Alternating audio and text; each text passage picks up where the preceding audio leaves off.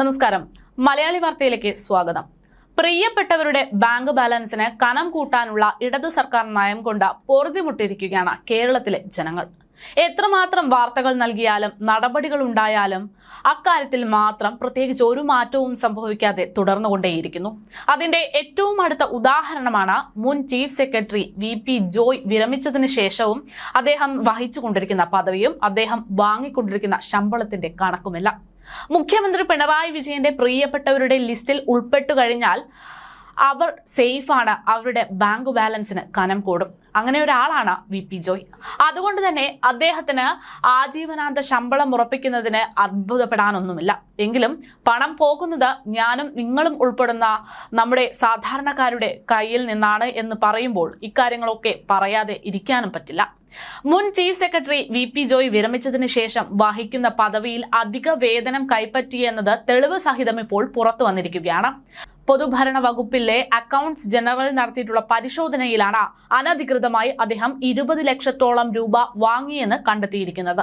സംസ്ഥാന ഭരണ തലവനായ ഗവർണർ എന്നറിയപ്പെടുന്ന ആരിഫ് മുഹമ്മദ് ഖാൻ വാങ്ങുന്നതിനേക്കാൾ ഇരട്ടി തുകയാണ് മുഖ്യമന്ത്രിയുടെ പ്രിയപ്പെട്ടവർ സ്വന്തമാക്കുന്നത് എന്നതിന്റെ തെളിവ് ഇതിൽ പരം വേറെ എന്താണ് വേണ്ടത്? ചീഫ് സെക്രട്ടറി സ്ഥാനത്ത് നിന്ന് വിരമിച്ചതിന് ശേഷം VP Joy Kerala public enterprises recruitment board ചെയർമാനായിട്ടാണ് പ്രവർത്തിക്കുന്നത്.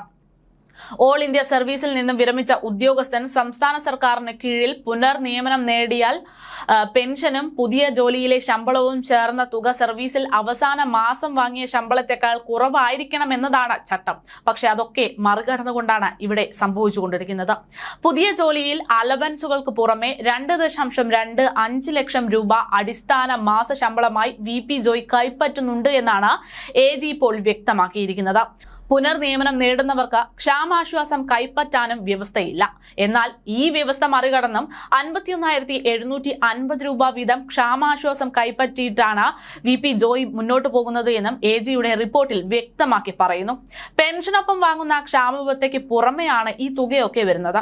ഈ വകയിൽ 2023 ജൂൺ മുതൽ 2024 ജൂൺ വരെ അനധികൃതമായി 19.37 ലക്ഷം രൂപ VP ജോയ് സ്വന്തമാക്കിയെന്നാണ് കണക്ക്.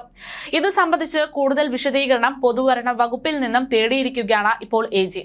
എന്തായാലും ഈ റിപ്പോർട്ട് ശ്രദ്ധയിൽപ്പെട്ടിട്ടില്ല എന്നും റിക്രൂട്ട്മെന്റ് ബോർഡിന്റെ തനത് ഫണ്ടിൽ നിന്നാണ് തനിക്ക് ശമ്പളം എന്നാണ് മുൻ ചീഫ് സെക്രട്ടറി ഇതിൽ വിശദീകരണമായി പറഞ്ഞിരിക്കുന്നത്. എന്തായാലും ഇതൊക്കെ കൂട്ടിച്ചേർക്കുമ്പോൾ പിണറായി പ്രിയനാകുകയാണെങ്കിൽ പിന്നെ സുരക്ഷിതനാണ്, ബാങ്ക് ബാലൻസിന്റെ കനം കൂടും എന്നതൊക്കെ വ്യക്തമായി കൊണ്ടിരിക്കുകയാണ്. അതുകൊണ്ടാണല്ലോ സംസ്ഥാന ഭരണ തലവൻ എന്ന നിലയ്ക്ക് സംസ്ഥാനത്ത് ഏറ്റവും കൂടുതൽ ശമ്പളം ലഭിക്കേണ്ടിയിരിക്കുന്ന വ്യക്തിയായിട്ടുള്ള ഗവർണർ വാങ്ങുന്നതിനേക്കാളുള്ള പണം VP ജോയിയെ പോലെയുള്ളവർ, മുൻ ചീഫ് സെക്രട്ടറി ആയിരുന്ന KM എബ്രഹാമിനെ പോലുള്ളവരുമൊക്കെ സ്വന്തമാക്കുന്നത്.